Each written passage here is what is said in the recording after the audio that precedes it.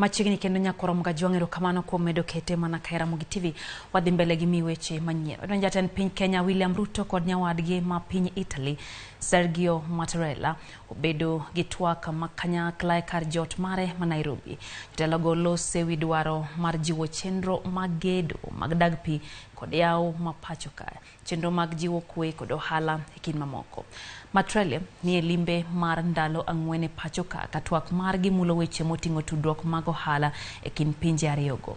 Mattarella bende dhi bedo gi romo gi jokanyo mamoko mago maneno ni jiwo chenro kata gijiwo chenro mag ohala e kind Kenya gi piny Italy.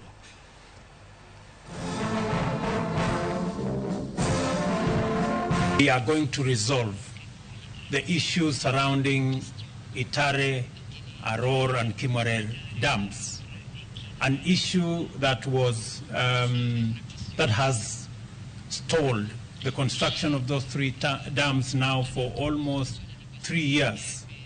I am happy to report to the nation that the government of Kenya and the government of Italy have agreed, and in fact the process of sorting out the matters in court has already started in earnest.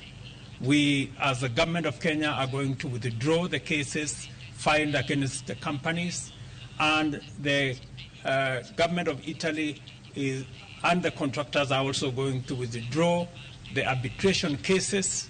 We have agreed that the restart of these projects is not only urgent, it is priority, it is necessary. Kwang'yo mago mag somo nyakoro mgajwang janyuole county ma Homa Bay omisiem mondo were gi tim mar monjo skunde ka gibago ng'anye tok chik